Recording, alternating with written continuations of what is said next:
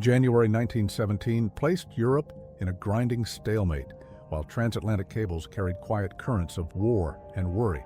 In a closed room in London, a coded message surfaced that seemed routine at first glance. As fragments were tested against known patterns, the lines hinted at an unexpected proposal linking Berlin to Mexico City. Across the Atlantic, the United States still held to neutrality in principle. Many citizens accepted caution as the safest course. Others believed pressure was mounting and patience thinning. The telegram appeared to turn a slow drift into a sharper bend. It suggested a future in which America, if drawn in, might face trouble close to home. The material reviewed here draws on recognized public accounts from the period. It combines accepted events with careful inference and measured speculation. This program treats the past with restraint. It avoids final judgments and avoids claims that cannot be supported. It also refrains from technical detail on methods or devices. The narrative presents a reasoned reconstruction of how the telegram might have been read, debated, and used.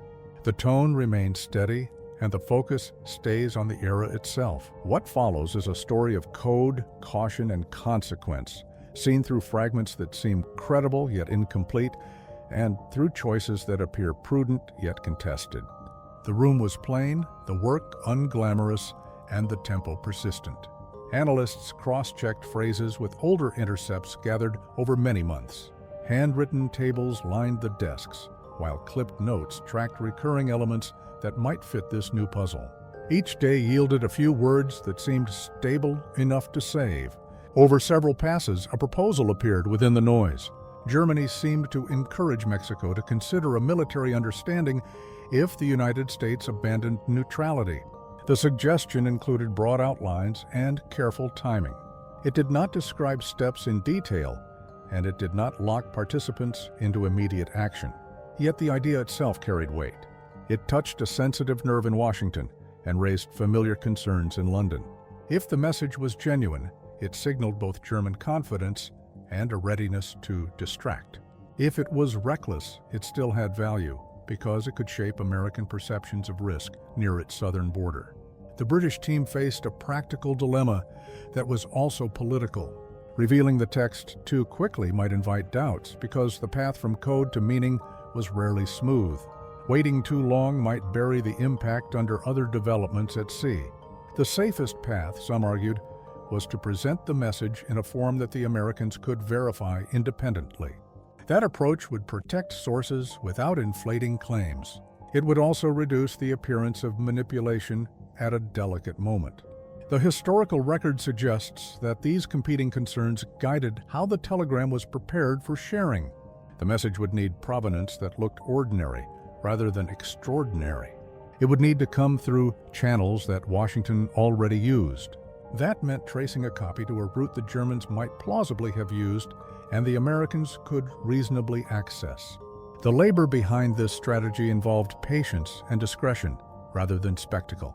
Observers at the time were used to sparse signals and careful phrasing. They knew that even a single adjective placed wrongly could cause weeks of confusion. They also knew that opponents watched for signs of pressure. Every step, therefore, aimed to make the telegram speak for itself.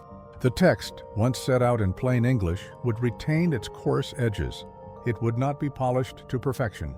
It would be allowed to look like what it was, a wartime communication framed in coded language, drafted under strain, and aimed at shifting an adversary's calculations. Much remains uncertain about how individual officials weighed the short list of options on the table. Some likely feared spoiling an opportunity by acting prematurely. Others likely believed that the longer the delay, the greater the chance of denial or competing headlines. What can be said with some confidence is that the plan to share the telegram prioritized plausibility and restraint. It leaned on procedures that looked routine. It also leaned on the simple power of the text, which hinted at territorial revision and regional unrest. By late January, the outlines were firm enough for careful transmission. The cable rooms continued to hum. Clerks carried sealed packets between offices. A narrow set of readers revisited the document during quiet hours, checking punctuation and phrasing and the sequence of dates. Their goal was not to assign guilt or predict outcomes. Their goal was to prepare a message that would be understood without theatrical framing. If the words were to move policy in Washington, they would need to do so on the strength of their plain meaning. Anything that looked staged would only slow acceptance. With the groundwork laid, the British side held its breath and watched for the American response. This was not a triumphant moment. It was a waiting game where modest steps could matter more than grand speeches. The result would depend on whether the cable's contents fit the mood of a nation that leaned toward peace, yet worried about insult and encirclement.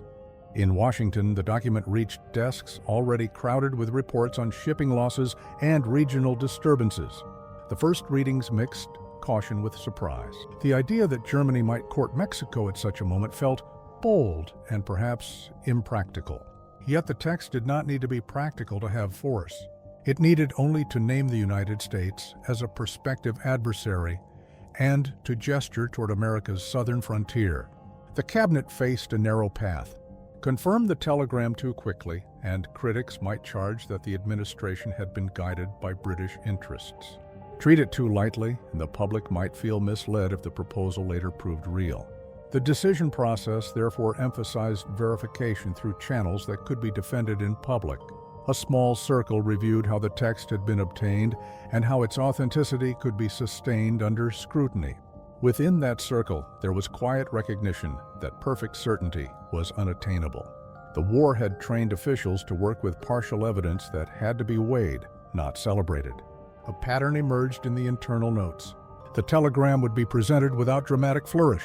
Officials would avoid claims that could not be supported if the debate grew severe. They would also invite trusted intermediaries to review copies under controlled conditions. The risk of leaks was real. The risk of disbelief was also real. The best way to manage both risks, they concluded, was to keep the focus on the document's plain content and on the existing context of submarine warfare. The reaction beyond the Capitol mattered as well. Governors, editors, and civic leaders received briefings in the measured style of the era. Statements were short, and supporting points were conservative. The overall message pointed toward vigilance rather than panic. Mexico's internal challenges were noted. The difficulty of sustained operations along a long border was noted. These points did not minimize the proposal. They placed it within constraints that could be explained to an audience that disliked exaggeration. The administration understood that Americans were already uneasy about shipping losses. It also understood that many households still believed neutrality could shield the country from broader commitments. The telegram threatened that belief in a direct way. It suggested that remaining neutral would not guarantee safety.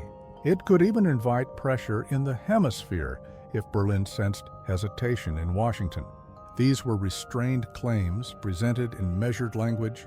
They relied on a modest set of indicators rather than an elaborate chain. As days passed, senior officials mapped potential reactions in Congress.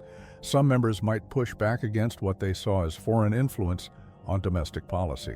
Others might emphasize the insult encoded in the proposal and the need for a firm posture. The administration did not try to settle those debates in advance. It aimed to stage them in a setting where the relevant facts were accessible. The telegram would not be treated as an all-powerful trigger. It would be treated as one piece among several, layered onto months of maritime strain. In the margins of memoranda, aides noted a practical lesson. Public trust could be sustained when the government provided documents rather than interpretations. That insight shaped the timing and tone of the release. The text would appear when the channels were ready and the attribution secure. It would not be buried, but it would not be surrounded by theatrical language that might age poorly. The hope was simple. If the content was as stark as the preliminary reading suggested, it would speak clearly enough without additional pressure. Washington would then be able to ask a focused question. Could the nation maintain neutrality when named in a foreign scheme, while American ships continued to face risks at sea? This question did not determine the answer in advance. It framed the choice in terms most citizens could recognize. The process moved forward steady rather than swift, with an eye on accuracy and a preference for restraint. When newspapers published the telegram, readers encountered a text that was blunt rather than ornate. The phrasing carried the compressed tone of wartime messages. It referenced the United States directly. It proposed a path for Mexico if America declared war on Germany. Many citizens read the lines twice, then read them again. The document seemed audacious, yet not flamboyant. Some questioned the origin. Others focused on the implications close to home. Letter writers asked if neutrality could still be defended under such conditions. Editors assembled careful summaries that repeated the key sentences and avoided loose claims. They paired the telegram with recent reports from the Atlantic, though the pairings were conservative. They did not list figures. They did not announce thresholds. They described a climate where patience had grown thin and caution had new limits. In town meetings, the debate gradually changed shape. A familiar argument for staying out of European quarrels met a new counterpoint. The counterpoint held that the quarrel had reached the hemisphere in a meaningful way. The telegram, if genuine, showed that distance did not guarantee safety. It also suggested that rival powers believed the United States could be distracted or divided. Those who favored continued neutrality replied that the proposal might be impractical posturing. They claimed that Mexico, with its internal challenges, was unlikely to accept a costly venture. That response, though reasonable, did not settle the matter. The issue was no longer only feasibility, it was intent. The appearance of hostile intent carried political consequences, even if the operational risks were high. Gradually, the public conversation tipped toward vigilance. Most citizens did not cheer for conflict. They asked for readiness and for a clear posture that discouraged pressure along the border. This shift did not happen overnight. It happened as households discussed the printed text over several days. Churches, clubs, and local associations absorbed the news in their measured style, avoiding dramatic statements. A few prominent voices still raised doubts about British influence. They asked whether the timing of the release had been designed to tilt American policy. These critiques received space in the press, which kept the tone even. Rebuttals emphasized that the document's language could be verified by multiple readers. They added that the proposal aligned with other signals of impatience from Berlin. Neither side of the debate insisted on total certainty. The effect was to produce a conversation that looked methodical rather than fevered. In this atmosphere, the telegram crystallized concerns that had gathered for months. It did not invent those concerns. It gave them a shape that citizens could hold in a single page.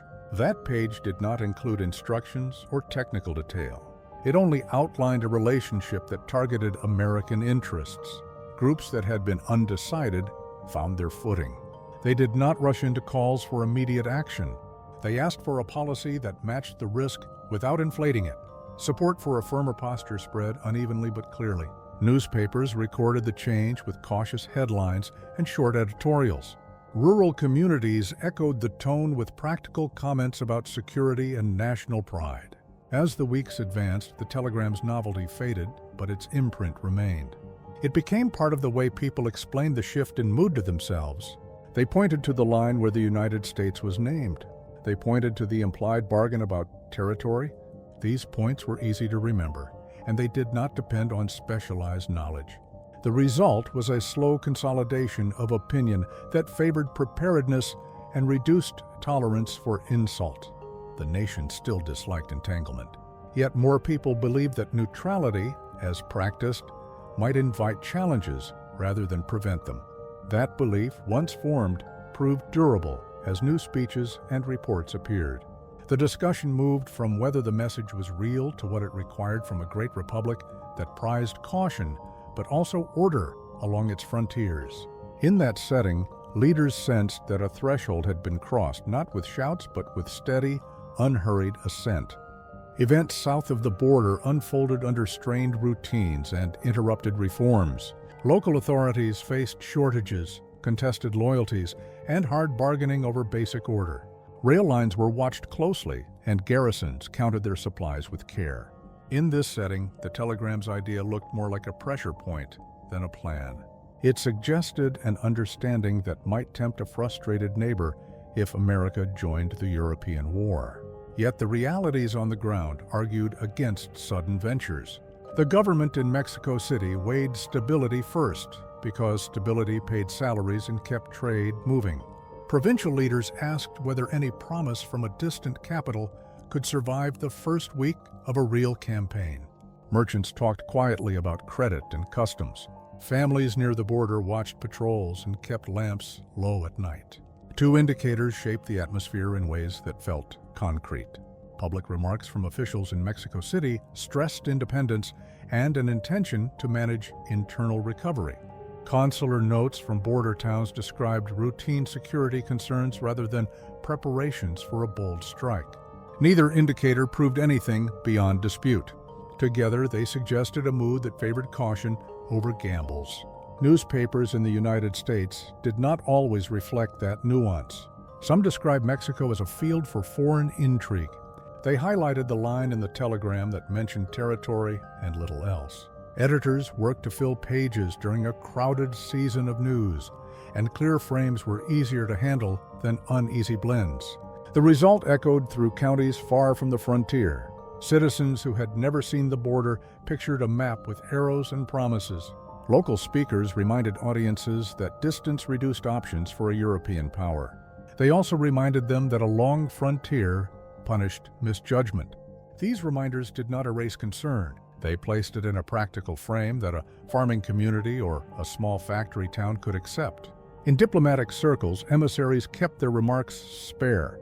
They welcomed assurances of good conduct and offered assurances of their own. The tone remained formal and cool. It looked like a conversation designed to avoid mistakes. The memory of earlier clashes along the boundary was still fresh. No one wanted to trigger a new round of incidents through hasty words. Across weeks, small adjustments on both sides lowered the temperature. Troops rotated without fanfare. Inspectors counted railcars without raising voices. Bankers watched exchange rates and noted that quiet streets were good for business.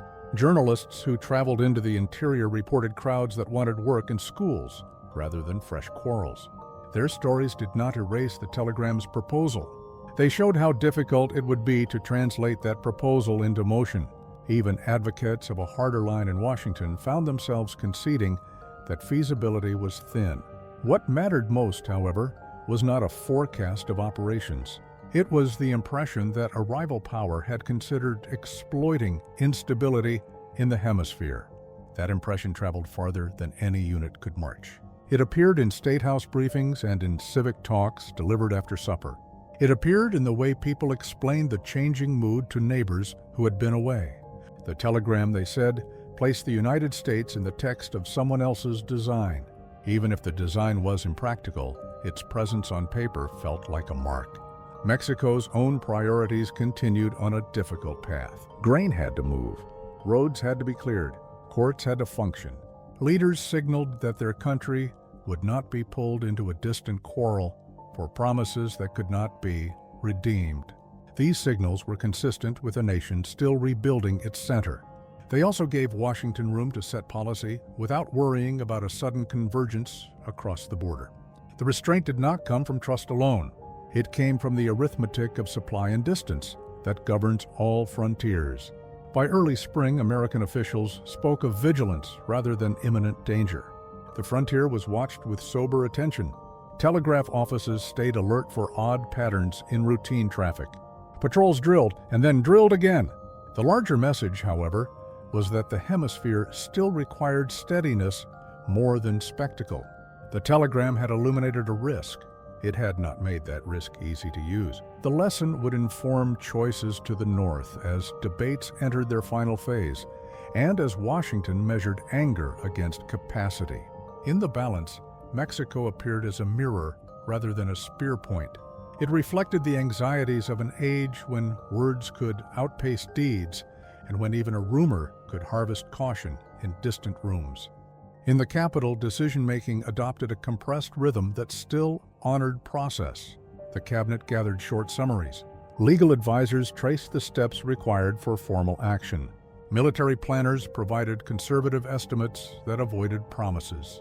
The telegram sat within this stack like a dark card that changed the tone of the deck. It did not replace the long record of maritime strain. It gave that record a domestic echo that Americans could not dismiss as a distant quarrel. Congressional leaders counted votes while insisting that debate remain civil. Some argued that entry into the war would overextend the country and unsettle the economy. Others answered that the economy was already unsettled by uncertainty and by the steady attrition of shipping. The telegram added a second line of concern. If rivals believed the United States could be distracted at home, then patience might be read as weakness. Citizens could accept caution, but they would not accept humiliation. The administration prepared messages that explained this shift without claiming inevitability. It presented the telegram as a factor among several. It underscored patterns already known to the public. Two indicators made the case tangible without leaning on numbers. Congressional records showed a growing tolerance for measures that moved beyond neutrality. Press coverage exhibited a steady rise in editorials that framed the telegram as a test of national posture rather than a trick of foreign allies. These indicators did not force conclusions. They showed a slope that could not be ignored. The White House faced one special risk. If it appeared to rely on British sources alone, opponents could charge that policy had been outsourced. The response was simple. Provide the text in terms that American readers could check against their own standards. Use channels that looked consistent with ordinary government work. Avoid vocabulary that suggested urgency beyond the evidence. This approach matched the temperament of a country that prized seriousness over display. Behind the scenes, envoys checked the hemisphere for signs of opportunism. Nothing dramatic surfaced. Business leaders reported worries, but they also described a will to adapt. The shipyards took orders. Training grounds expanded. These practical measures mattered because they translated rhetoric into capacity. The Republic could not enter a hard season on words alone. It needed the slow turning of wheels and the measured filling of depots. The opposition did not vanish. It made the reasonable case that the nation's strength lay in restraint and that the telegram might be a provocation rather than a plan. That line of argument landed with citizens who remembered the cost of earlier campaigns and who preferred to keep sons on farms and in workshops. Yet even these citizens began to draw distinctions. Restraint remained a virtue, but it did not mean accepting any insult as the price of peace. The policy center shifted by degrees, one speech at a time, one column at a time. As the shift became visible, the language of official statements changed shape. References to neutrality softened into references to duties and rights. Calls for patience were joined by calls for readiness. The telegram's phrases reappeared in these statements, clipped and plain. They served as examples of a climate rather than as a script. The timing of formal moves took account of many pressures. Ships left port. Reports arrived from harbors and coaling stations. Governors checked estimates for local units that might be called up. The government avoided promises about dates or outcomes. It emphasized sequence and deliberation. The path would be lawful. The path would be public. It would be explained in terms that a citizen in a small town could accept without trusting anyone's charisma. When the final recommendation was placed before the legislature, it rested on a chain of reasoning that could be followed by an attentive reader. Maritime pressure had increased. Efforts at restraint had not changed the calculus abroad. A proposal had surfaced that named the country as a target for distraction. Together, these elements argued for a posture that could deter further tests. The vote that followed did not erase unease.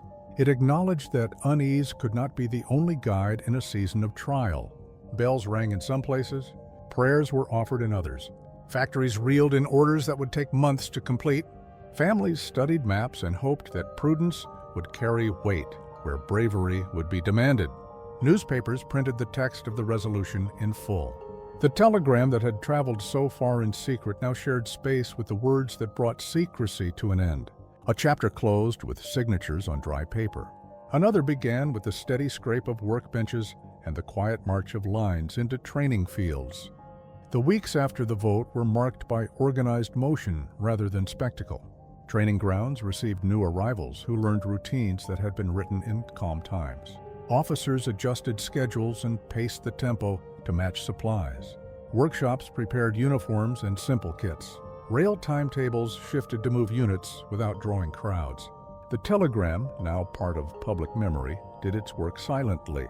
It had framed the moment when a republic decided that neutrality no longer protected its dignity or its ships. It did not dictate strategy. It served as a sign that words could wound as surely as losses at sea. In ministries and offices, clerks processed forms that connected households to far ports. Insurance tables were updated. Postal routes were revised. Families sent letters that described ordinary chores as if to preserve a separate clock. Editors favored clear language over grand claims. They avoided slogans that might feel false when read aloud at kitchen tables. The public mood combined steadiness with a reserve that bordered on austerity. There were rallies, but they were overshadowed by lists and schedules. Industry reorganized supplier networks. Small shops discovered that wartime orders could be both a blessing and a strain. Credit lines grew. Deliveries faced delays that everyone tried to spread fairly. Two indicators captured the turn in daily life. Mobilization orders were printed with a seriousness that reminded readers of older proclamations. Subscription drives for government securities offered a precise way to share the load without forcing gestures. Neither indicator celebrated war. Both acknowledged the weight of commitment in a language citizens trusted. Along the border, patrols worked from checklists that minimized friction. Reports from consulates continued to note the absence of large movements on the southern side. The fear that had briefly flared during the telegram's first weeks had cooled into watchfulness. Farmers brought in early crops with an eye on labor. Schools rehearsed new schedules. Communities planned for the absence of men whose names were well known in town registers. Women's associations organized relief efforts that focused on practical needs and sound accounting. The state turned toward a posture that accepted sacrifice, but resisted waste. In the capital, officials met visiting delegations who asked practical questions. Would the Postal Service maintain predictable times? Could a factory receive coal on the same day each week? Could rail cars be shared across districts in ways that treated small places fairly? The answers were careful and often conditional. Predictability was the goal, not the promise. The atmosphere discouraged theatrics. It rewarded the plain statement that one task would follow another in order. Overseas, events moved according to a tempo that locals had endured since 1914. The United States would not change the weather of the war in a single season. It would need to learn the grammar of a far theater and accept the delays of long routes. The telegram's words faded from the front pages, yet their imprint endured in official briefings drawn up for new officers. The message had reminded policymakers that a rival could test the republic close to home while contesting it far away. That lesson shaped a pattern of vigilance that outlasted the initial surge of news. It also shaped how the government spoke about purpose. The language emphasized rights and obligations rather than revenge. It placed the nation's choice within a sturdy frame that ordinary people could accept without cheering. The work of moving men and material continued under this steady light. There were ceremonies, yet they were small. A band on a platform, a ribbon tied to a wagon, a note pinned inside a coat. The feeling of the time was not triumph. It was duty performed with care. The telegram had opened a door that many had hoped would remain shut. Once opened, the path beyond it had to be walked with discipline. Every stage required patience that would not show well in headlines. Every stage asked leaders to speak in sentences that could be remembered by a reader with tired eyes. As months passed, new cables arrived with lists of needs and reports of progress. They used the same tight language that had once carried a proposal across oceans. This time the words moved in the service of an alliance declared in daylight. The country entered the conflict in a way that matched its character, with a slow exhale and a clear eye on costs. The telegram remained a symbol rather than a script, and the nation treated it as such. It had marked a moment of decision. It did not bind the hand that wrote orders or the foot that took the first step toward a docked ship at dawn. The decoded message that surfaced in early 1917 did not vanish when the papers turned to other stories. It settled into the background of policy, a quiet frame for choices made under pressure. The text appeared plain, yet it raised questions that would never be solved fully. Did the proposal reflect confidence or desperation? Was it meant as a lure or as a signal to unsettle? Some answers exist in sparse memoranda and guarded letters. Much remains in the realm of inference tested against sober patterns. This account has treated the telegram as a hinge that did not act alone. It gathered weight from months of strain at sea and from caution that had reached its limits. The evidence we can trust comes in modest forms, records of debates that show changing tolerance for risk, editorial pages that shifted from disbelief to wary acceptance. These traces indicate movement rather than dictate meaning. The rest depends on judgment shaped by the era's habits. What endures is the sense that a few blunt lines on a cable could disturb distances once thought secure. The United States chose a path that aligned duty with restraint and treated anger as a poor guide. Beyond the vote, the work of preparation defined the season. Forms were filed and routes were drawn. Lives bent to a schedule that few had expected to keep. The telegram stood in the doorway as the nation passed through. On the far side lay events that cannot be closed with a single page. The story continues in decisions set by weather, steel, and patience. It also continues in doubts that cling to all wartime communication where clarity is prized and certainty is rare. How much turned on chance within those rooms? How much turned on hands that measured risk with a calm they hoped to keep? The record offers partial light and leaves the rest for careful minds to weigh.